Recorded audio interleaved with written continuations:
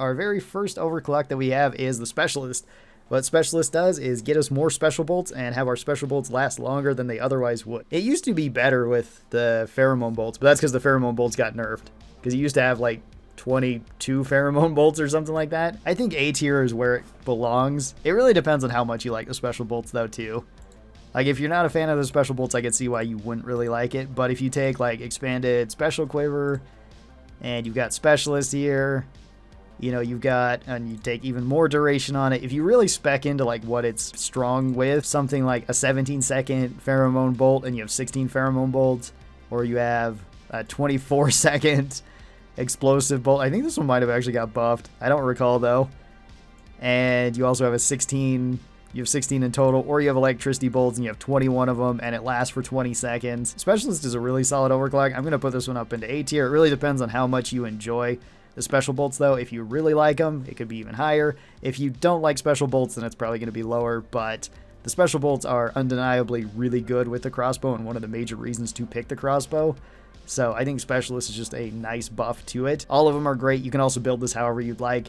It's good with basically anything that you want. It is super flexible in that way because it's just depending on what type of mission you're going on or what type of bolt you might want for those missions or what type of primary you're running.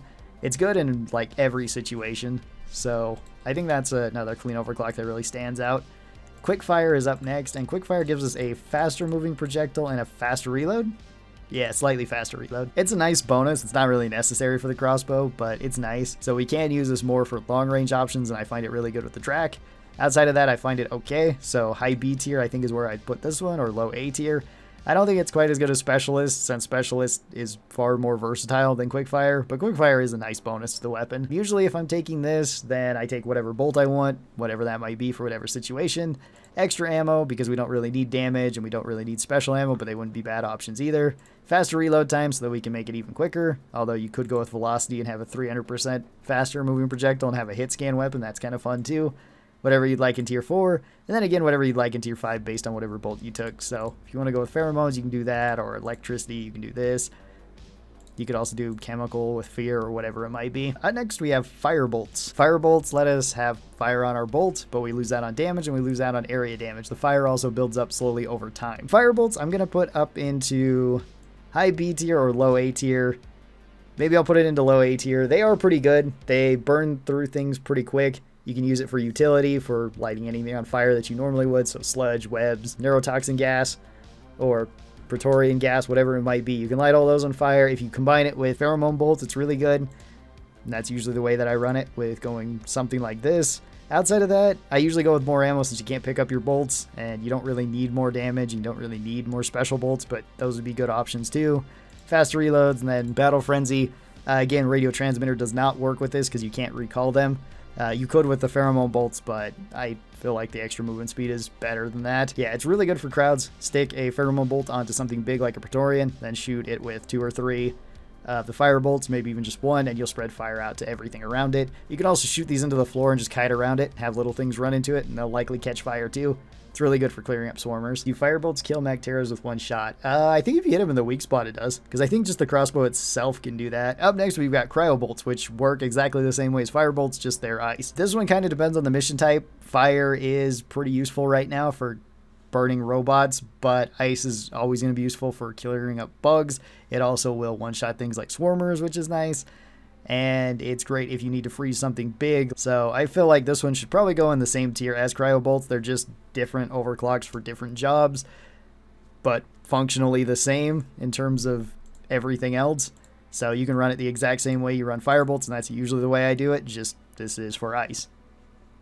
I think this is like one of the overclocks that I have to talk the least about, because it's basically, once I explain one, I explain the other. Just ice. Irony, the Specialist is a generalist. Yeah, that is true, isn't it, Wesper? All right, let's move on to the unstables, where first up we got Bodkin points.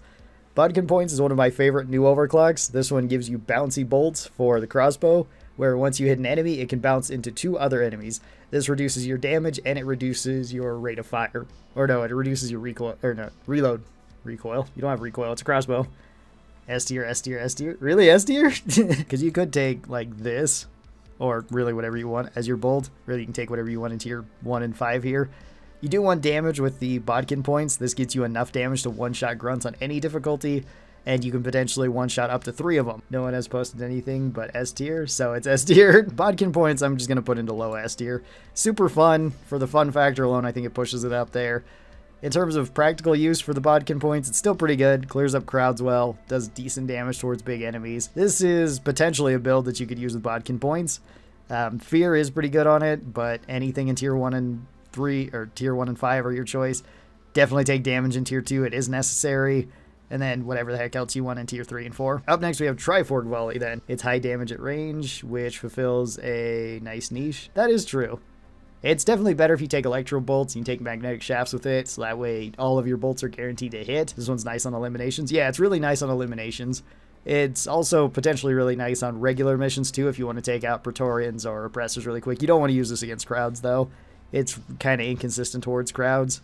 I guess in dense crowds it's fine, but in kind of loose crowds, there's a good chance you'll miss and just not get tons of value from it. High A tier on everything except for like elimination missions. Then it's like S tier. So I think I'd put it up there. It's very good.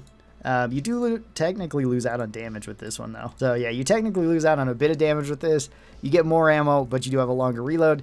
And every time you fire this, you do fire out all 3 of your bolts and you can't retrieve those bolts, which is a little bit of a downside. I do find myself running through this. However, if you take the taser bolts and you take magnetic shafts, you can make sure that every shot hits whatever you're trying to hit. And if you put something like 2 electric bolts on something big like a dreadnought, it slows it to an absolute crawl, which makes it so hitting the weak spot is really easy. I do like going with extra ammo here. I find that gets me a little bit more value.